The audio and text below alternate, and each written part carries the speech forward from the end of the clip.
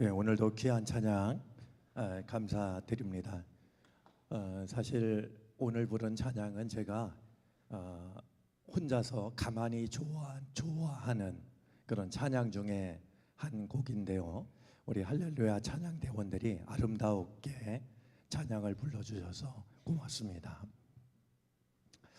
아마 지금 말씀을 들으면서 걱정들을 하실 텐데요. 며칠 전에 좀 몸살 기운이 왔는데 그 몸살 기운이 이렇게 목으로 나타났습니다. 혹시나 조심스러워서 뭐 자가 검사이긴 하지만 코로나 검사를 했는데 다행히 코로나는 아니어서 좀 시간이 지나면 낫겠지라는 마음으로 지내고 있는데 마침 오늘 아침이 돼서 더 목이 좀 가라앉은 것 같습니다. 여러분들이 이해하는 마음으로 들으셨으면 좋겠습니다. 이쪽 벽이요, 이쪽 벽한테 이렇게 말했답니다. 여러분, 벽이 벽에게 무슨 말을 하나 싶겠지만 이쪽 벽이 이쪽 벽한테 뭐라고 말했냐 하면요, 우리 구석에서 만나자 그랬답니다. 구석에서 만나자고요. 오늘 목소리가 좀 불편한 만큼 더 마음을 기울여서 우리가 말씀에 다가갔으면 좋겠습니다. 오늘은 할 수 있는 한 목소리를 아껴서 말씀을 나눠야 되는데 그럼에도 불구하고 오늘 이런 경험을 하니까 예전에 일 하나가 떠오릅니다. 오래전입니다만 제가 화천 지역에 있는 교회 그 연합회에서, 그러니까 우리 감리교만이 아니라 다른 교파 교회들도 다 함께 모여서 예배를 드린 일이 있었고, 그 기간에 제가 집회를 이제 말씀을 부탁받았는데요. 이 말씀을 시작할 때부터 제 목 상태가 지금과 같았습니다. 그래서 예배를 말씀을 마치고 나면 이제 식사를 하러 가는데, 식사를 하러 가면 입에서 쇳소리가 나가지고 정말 말이 안 나와가지고 식사를 못할 만큼 그렇게 이제 상태가 좀 심각했더랬습니다. 아는 선생님께 전화를 드렸더니 뭐 쉬는 것밖에는 방법이 없다 그러는데 말씀을 전해야 되니까 그럴 수는 없었고요. 매 순간 시간마다 어렵게 말씀을 이어 나갔습니다. 다행히 이제 마지막 시간이 되었는데요, 그때까지 지켜주셨어요. 근데 여전히 목 상태는 이렇게 안 좋아진 상태 그대로여서 제가 마지막 집회 때 말씀을 나누기 전에 그 자리에 모인 교우들에게 이야기를 했습니다. 모인 교우들이 강사 이 목을 위해서 기도하니 저로서는 정말 민망한 그런 시간들이었는데요. 제가 오늘 이제 마지막 말씀을 나누게 됐는데 혹시 내가 말씀을 나누다가 말이 안 나오면 내가 마이크를 이제 그 화천에 제 친한 친구 목사가 있었어요. 그래서 그 친구 목사한테 마이크를 넘기겠다. 그럼 저 친구 목사는 내가 무슨 말을 하려고 했는지를 잘 알고 있을 거다.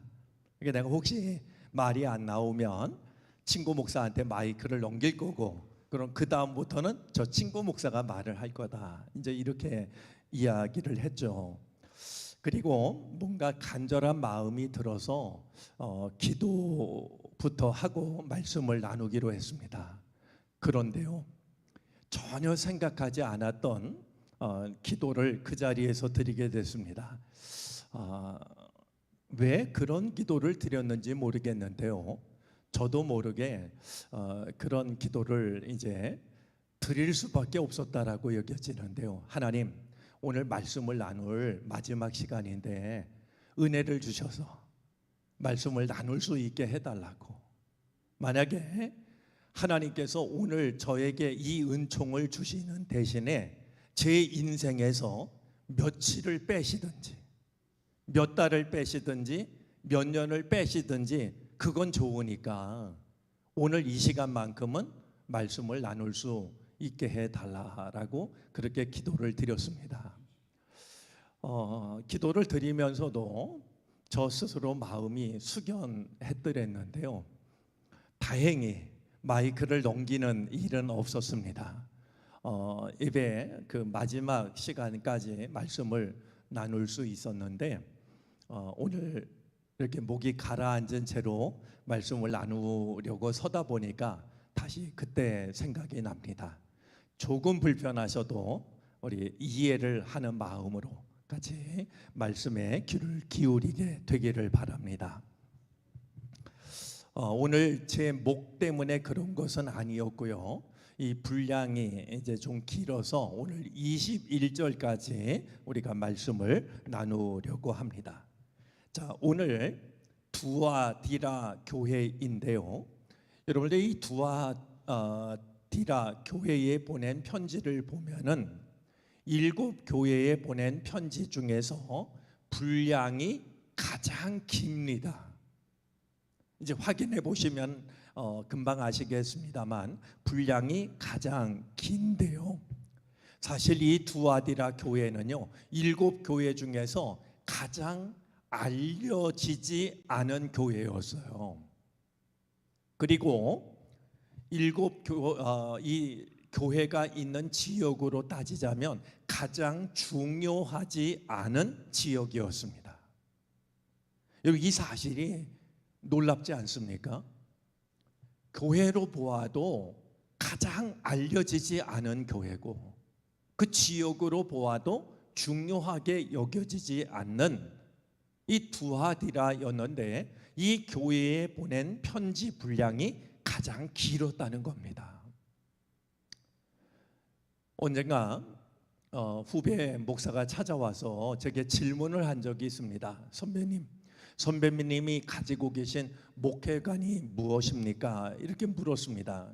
그래서 내가 무슨 목회관이 있냐고 그저 열심히 하는 거지 그랬더니 그러지 말고 좀 마음에 품고 있는 생각을 이야기해 달라라고 고집스레 제게 질문을 했습니다. 그래서 제가 생각하다가 내가 그렇게 생각해 본 적은 없지만 반복해서 질문을 하니까 나는 이렇게 대답하고 싶다 그러면서 제가 했던 대답은 지극히 작은 것을 향한 지극히 큰 관심이면 좋겠다 이렇게 대답을 했습니다.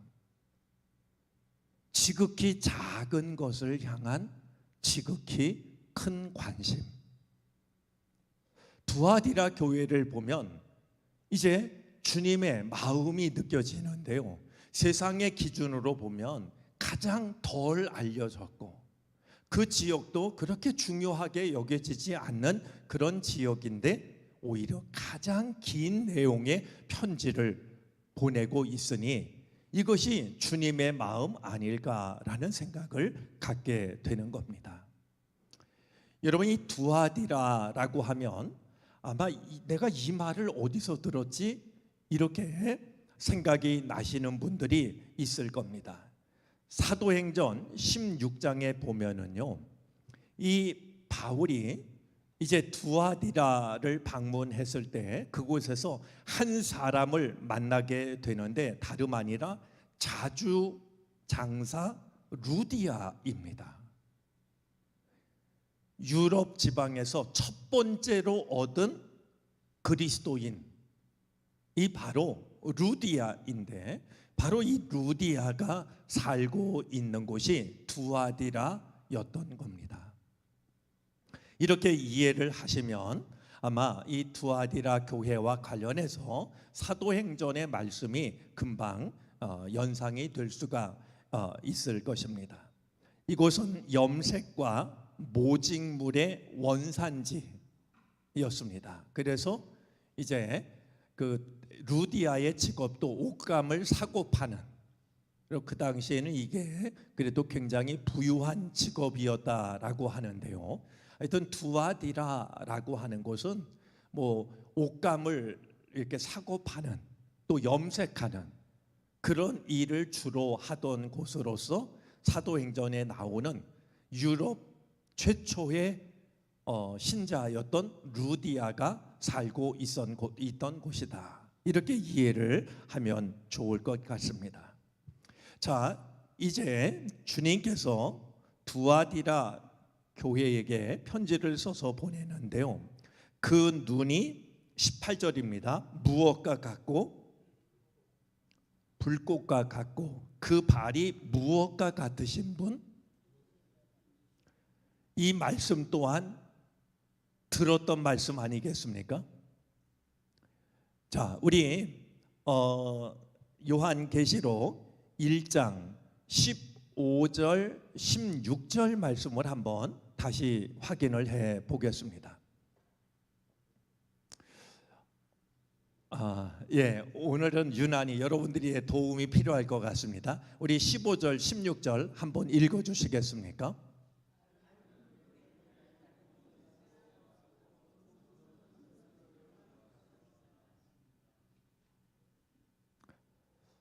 우리 14절 준비가 안 됐나요? 네, 14절 우리 한번 읽어 보겠습니다.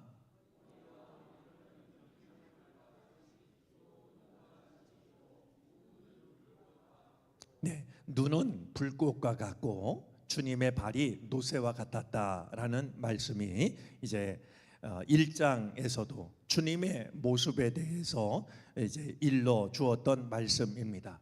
불꽃 같다라고 하는 것은 죄에 대한 분노 혹은 용서, 그리고 사람의 마음 속을 살피시는 통찰력을 의미하고 있고, 이제 그 발이 노새와 같다라고 했던 것은 확고부동함 그리고 견고함을 나타내는 그런 의미였습니다.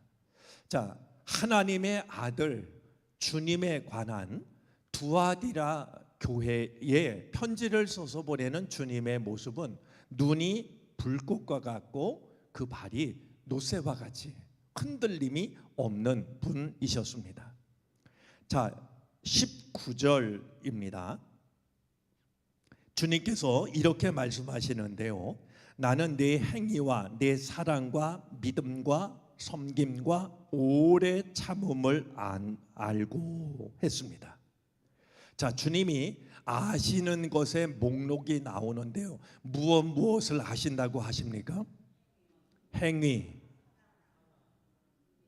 사랑, 믿음, 섬김, 오래 참음인데요. 자, 여기서 행위라는 말은 뒤에 나오는 말들을 대표하는, 그러니까 주님이 알고 계신 행위가 그 뒤에 나오는 사랑, 믿음, 섬김, 오래 참음, 이렇게 우리가 이해를 할 수 있습니다. 자, 그런데요, 이 말씀 속에서 우리가 몇 가지 생각해 봐야 될 게 있는데요. 우리 몇 번 말씀을 드렸습니다만, 우리가 주님의 말씀을 통해서 위로를 받을 때가 있는데요, 또 받아야 하는데요, 큰 위로를 기대하기보다는 주님께서 언제라도 나에게 그래, 내가 너를 안다, 이게 우리한테 비교할 수 없는 위로가 되어야 됩니다. 여러분, 주님의 일을 열심히 하면 열심히 할수록 사람들이 내 마음을 정말 모르는구나, 그럴 때가 얼마나 많이 있습니까? 내 마음을 누가 알까? 인생을 살아가는 우리들에게, 믿음 생활을 하는 우리들에게 내 마음 아무도 모르지, 이런 생각이 들 때가 있잖아요. 근데 주님께서는요, 아니라고, 내가 너를 안다고. 그리고 한 가지만 아는 게 아니라요, 이것도 알고 저것도 알고 그 나머지 것도 알고 말이죠. 주님이 목록을 열거하고 계세요. 저는 이와 같은 말씀을요, 주님은 우리를 속속들이 안다라고 말이죠.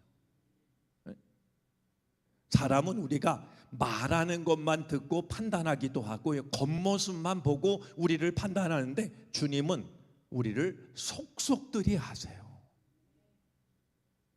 두아디라 교회의 교인들에게 편지를 써서 보내시면서 내가 주님이 알고 계신 것들의 목록을 말씀하고 있는데요. 자, 다시 한번 볼까요? 가장 먼저 나오는 게 무엇입니까? 사랑입니다. 자, 그 다음은 무엇입니까? 여러분, 사랑은요, 언제라도 믿음과 함께 해야 됩니다. 사랑만 있으면 되지라고 생각할지 몰라도 믿음이 없으면 병든 사랑이 되기가 쉽습니다. 반면에 이제 믿음만 있으면 되지, 그 사람에게 사랑이 없으면은요, 이 믿음은 무기가 됩니다. 다른 사람에게 상처를 주는 말이죠. 그래서 믿음이 좋으면 좋을수록 사람들에게 상처를 주는 경우들이 있는데, 왜 그러냐 하면 믿음은 좋은데 사랑이 없기 때문에 말이죠.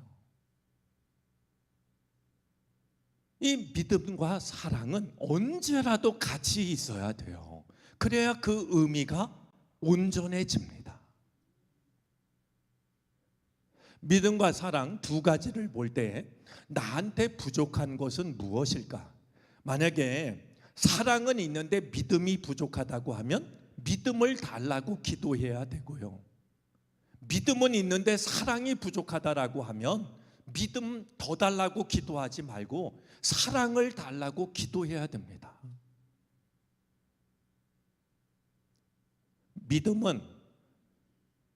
사랑은 믿음을 온전하게 하고 믿음은 사랑을 온전하게 합니다.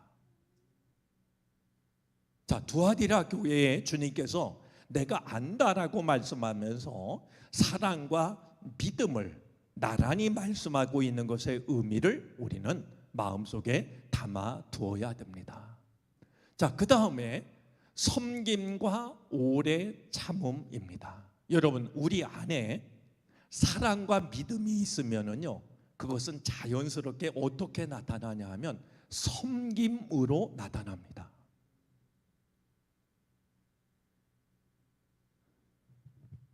사랑에 빠진 사람들을 보면 그냥 옆에 지나가는 사람이 볼 때 꼭 실성한 것처럼 막 웃잖아요. 자기도 모르게 웃어요. 네? 우리 안에 사랑과 믿음이 있다면 자연스럽게 섬김으로 나타납니다. 섬김으로 나타나는 믿음과 사랑이, 사랑과 믿음이 온전한 사랑이자 온전한 믿음입니다. 이 두 가지 중에, 사랑과 믿음 중에 뭔가 하나 잘못되면요, 섬김이 아니라 자꾸 군림하려고 하고 비난하려고 하고 문제점을 찾아내려고 하고. 그런데 사랑과 믿음이 온전하게 하나가 될 때 우리는 섬김은 누구라도 섬기고 어떤 일이라도 섬기게 되는 그런 결과로 나타나게 된다는 것이죠. 자, 그 다음에 마지막으로 말씀하고 있는 것이 무엇입니까?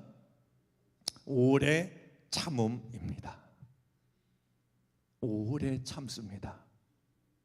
사실 지금 사랑, 믿음, 섬김 이 길을 가다 보면은요, 화가 나는 일들이 한두 번이 아니에요.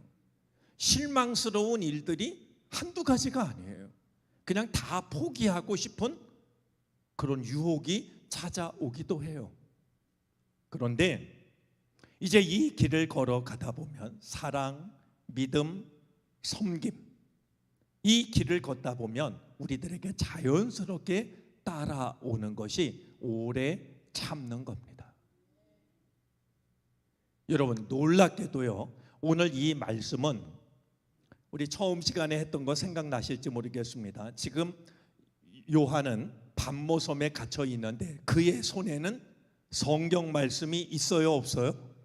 없어요. 그래서 이제 많은 말씀들을 기억에 의존하고 기도에 의존해야 됐는데요, 오늘 이 말씀은 놀랍게도 갈라디아서 말씀을 떠올리게 합니다. 우리 갈라디아서 5장 말씀 한번 보도록 하겠습니다.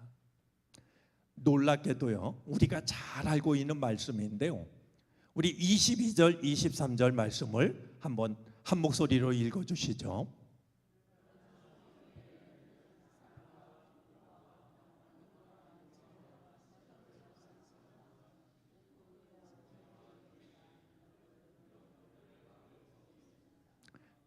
제가 여쭤볼까요? 성령의 9가지 열매 중에서 첫 번째 열매가 무엇이었습니까? 사랑입니다. 마지막 열매가 무엇입니까? 절제입니다. 우리는 성령의 9가지 열매가 무엇인지를 아는 것도 중요하지만은요, 성령의 열매는 어떻게 맺히기 시작하냐 하면 사랑으로부터 열매가 맺히기 시작하는 거예요.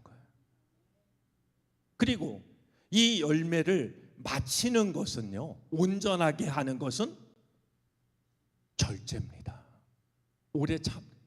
오늘 성경은 오래 참는다라고 말하고 있는데요, 절제할 줄 아는 것이 성령의 열매를 온전하게 하게 하는 거예요.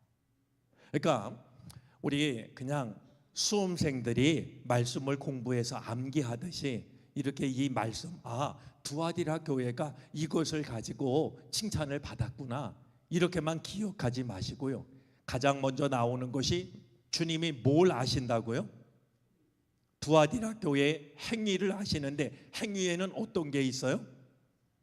사랑이 가장 먼저 나오고, 사랑 다음에는 믿음이 나오고, 사랑과 믿음은 서로를 보완하고 서로를 온전케 하는구나. 그리고 사랑과 믿음이 있으면 자연스럽게 무엇으로 연결이 돼요? 섬김으로 연결이 되고, 이 모든 것이 온전해지기 위해서는 오래 참는 것이 필요하다. 이것은 마치 성령의 9가지 열매와 크게 다를 것이 없다, 이렇게 이해를 하시면 좋겠습니다. 자, 그런데요, 우리 이어지는 말씀 다시 보도록 하겠습니다. 오래 참음을 알고 또 내 나중 행위가 처음 행위보다 더 훌륭하다는 것을 안다.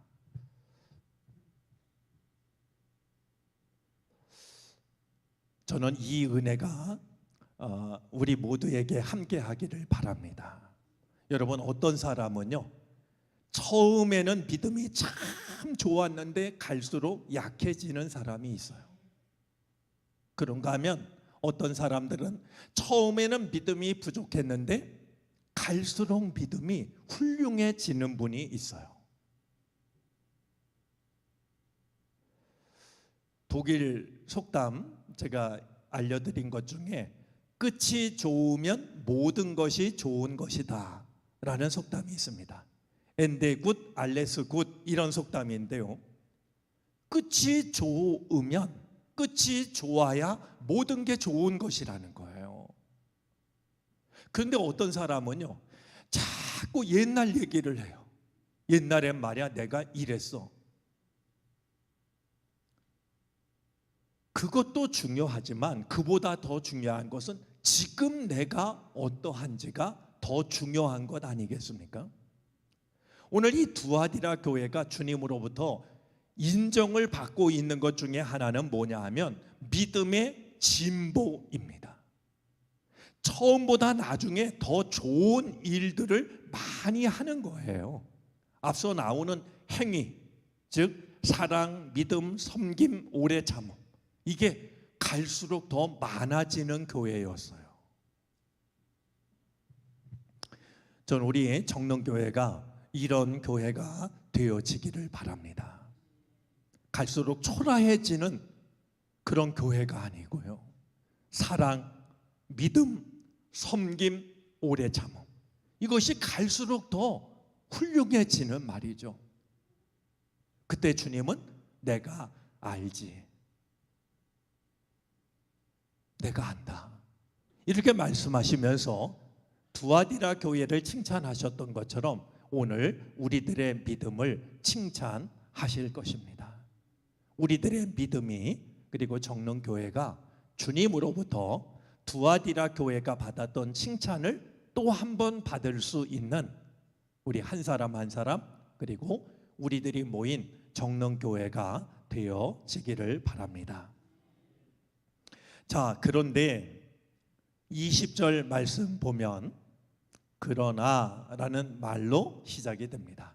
전에 말씀드렸던 거 기억나실지 모르겠습니다만 그러나라는 말은 우리가 성경을 읽을 때 그냥 쑥 지나갈 게 아니라 천둥 소리처럼 들어야 됩니다. 아니 이렇게 칭찬을 받았던 교회였는데 주님이 왜 그러나 이렇게 말씀하실까? 가슴이 쿵 하고 내려앉으면서 이 말씀에 귀를 기울일 필요가 있는 겁니다. 자, 그러나 내게 나무랄 것이 있다. 참 칭찬받을 일들이 많이 있었는데 주님이 보실 때 나무랄 게 있었어요. 그게 뭐냐 하면 너는 어떤 여자를 이세벨이라는 여자를 용납하고 있다. 자, 이세벨이라는 여자는 누구일까요? 말씀을 통해서 충분히 짐작이 되는 게 있는데요. 이 두아디라 교회에 거짓 선지자가 들어왔어요. 그래서 마치 자기가 하나님의 직통 계시를 받은 것처럼 말이죠. 선지자 행세를 해요. 그는 스스로 예언자를 자처하면서, 여러분 예언자들은요 자기가 자기 자신을 예언자라고 자처하는 사람이 없습니다. 거짓 선지자들의 특징이에요. 거짓 선지자들은 자신의 정체를 감추기 위해서 자기를 선지자라고 자처합니다. 자, 그러면서 내 종들을 가르칩니다. 잘못된 것을 가르쳐요. 그들을 미혹시켜요. 그래서 간음하게 하고, 간음이라는 것은 우리 어떤 육체적인 그런 면도 그런 의미도 없는 건 아니지만 요한계시록에서 말씀하는 간음은 우상을 섬기게 하는, 헛된 것을 섬기게 하는 말이죠. 그래서 간음이라는 말과 우상의 제물이라는 말은 이의 일의라고 말이죠. 그러니까 말은 서로 다르지만 하나의 뜻을 가진 말이라고 말씀을 드렸는데요. 바로 이 이세벨이라는 여자를 용납하고 있었던 거예요.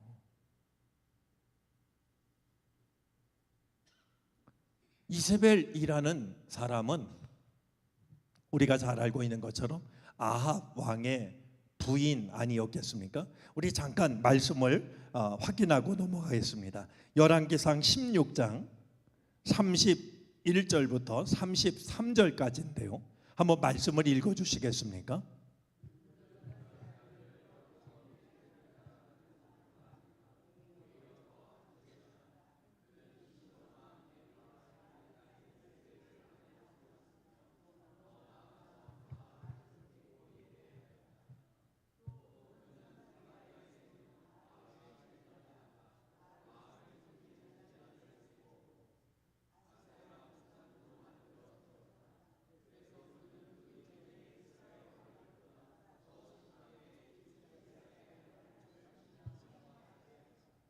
이세벨과의 결혼은 정략적인 결혼이었는데요.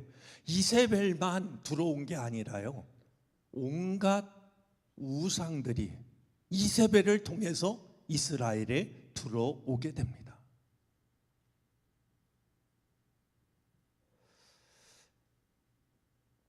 결국 이제 이 두아디라 교회는요, 이세벨을 용납한 것이 문제였어요. 받아들인 것이 문제였어요. 잘못됐다라고 하면 단호하게 그를 교회 공동체에 발을 딛지 못하게 해야 됐는데 그들은 이세벨을 용납하지 함으로 인해서 이 교회 안에 많은 이들이 미혹되었고 잘못된 가르침을 쫓아가게 되었고, 주님이 보실 때는 그러나 내가 아무리 잘하고 있다 할지라도 책망할 것이 한 가지가 있다. 바로 그 점을 주님은 그냥 내버려 둘 수가 없었던 것이었습니다. 우리가 이 문제와 관련해서요, 에베소 교회는 이 이세벨을 거부합니다. 그래서 칭찬을 받았어요. 버가모 교회는 소수의 추종자들이 그를 따라감으로써 책망을 받습니다. 그런데 두아디라 교회는 지금 앞서 나오는 이 교회들보다 훨씬 더 많은 사람들이 거짓 선지자를 따라가는 이런 잘못을 하고 있었기 때문에 결국은 주님으로부터 큰 책망을 받고 있었던 겁니다. 여러분, 초대교회의 교인들을 힘들게 했던 가장 큰 것은 무엇이었을까요?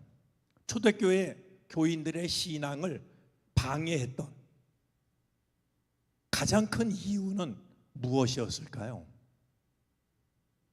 제 질문이 적합한 질문인지 모르겠는데요, 많은 사람들이 박해를 떠올리는데요, 박해보다 더 위험한 게 한 가지 있었어요. 그건 뭐냐면 잘못된 신앙입니다. 병든 신앙이었어요. 겉으로 보기에는 더없이 거룩해 보이는데요, 이 이세벨, 자기의 정체를 숨기고 마치 가장 거룩한 것처럼, 마치 하나님과 직통 계시를 하는 것처럼, 그러다 보니까 사람들이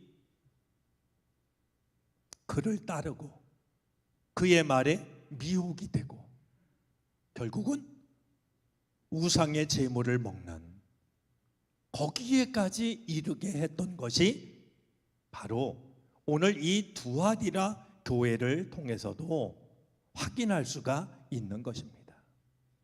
외적인 박해보다도 내적인 이 신앙의 위기가 훨씬 더 컸던 것이었어요.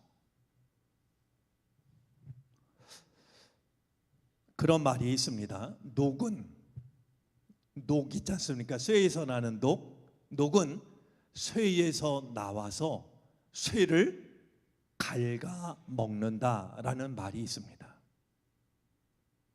여러분, 녹은 쇠에서 나오지 않습니까? 그런데 결국 쇠를 삼켜버립니다. 잘못된 신앙도 크게 다르지가 않습니다. 우리가 신앙생활하면서 말씀을 온전히 따라가는 것, 그것이 얼마나 중요한 일인지를 우리가 마음에 두고 자꾸 자극적인 것, 뭔가 신비한 것, 그런 것을 쫓다가 내 마음속에 이세벨을 용납하는 일이 없게 되기를 바랍니다. 자, 그런데요, 우리 이어지는 그 말씀을 보면은요, 내가 그에게 무엇을 줍니까? 회개할 기회를 주었으나 그는 자기 음행을 회개하려 하지 않았다. 회개할 기회를 놓치는, 여러분, 하나님의 은혜 중에는요, 회개할 기회를 주시는 은혜가 있습니다. 우리가 잘못할 때 그걸 깨닫고 회개할 수 있는 기회를 주세요. 그런데 우리가 범하는 잘못 중에는요, 잘못을 한 것보다도 더 큰 잘못이 무엇이냐 하면, 주님께서 회개할 기회를 주셨는데 그것을 놓치는 게 더 큰 잘못입니다. 우리가 잘못한 것도 잘못이지만 주님께서 회개할 기회를 주셨는데 그 회개할 기회를 놓치고 마는 말이죠. 그것이 우리 인간이 범하는 그 어떤 죄보다도 큰 죄가 된다라는 거예요. 이 두아디라 교회는 하나님께서 거듭해서 경고를 주셨던 것 같아요. 이러면 안 된다라고 말씀을 통해서 일러 주셨겠죠. 그런데 그들은 결국 회개할 기회를 놓치고 맙니다. 참 안타까운 일이죠. 그래서 결국 주님으로부터 심판을 받게 되는데 어떤 심판을 받게 되는지는 저희가 다음 시간에 함께 말씀을 나눠보도록 하겠습니다. 여러분, 이 두아디라 교회를 한마디로 얘기를 하면은요, 관용의 함정에 빠진 교회였어요. 관용의 함정. 여러분, 우리 교회가 언제라도 잃지 말아야 될 것은 관용, 너그러움이에요. 그런데 이 너그러움을 잘못 생각해서요, 잘못된 것까지 수용을 하는 것은 그것은 큰 잘못된 결과를 가져오게 됩니다. 잊지 말아야 될 게 있습니다. 죄에 대해서 관용하는 것은요, 죄를 지적하면서 극복하는 것보다 훨씬 더 쉽습니다.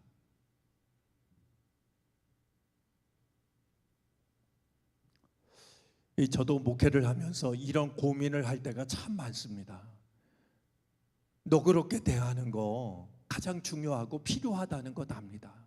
그런데 때때로 잘못된 것을 보게 될 때 이것을 어디까지 이것을 받아들여야 될까? 라는 점이 저를 힘들게 할 때가 있습니다. 모든 일이 다 그런 것은 아니겠지만 여전히 우리에게 필요한 것은 너그러움이겠지만 때때로 너그러움이 지나쳐서 이세배를 용납하는, 잘못된 것을 받아들이는, 그래서 누룩이 온 반죽을 부풀게 하는 것처럼 잘못된 것이 교회에 잘못된 영향을 끼치는 이런 일은 우리가 스스로 삼가야 할 것입니다.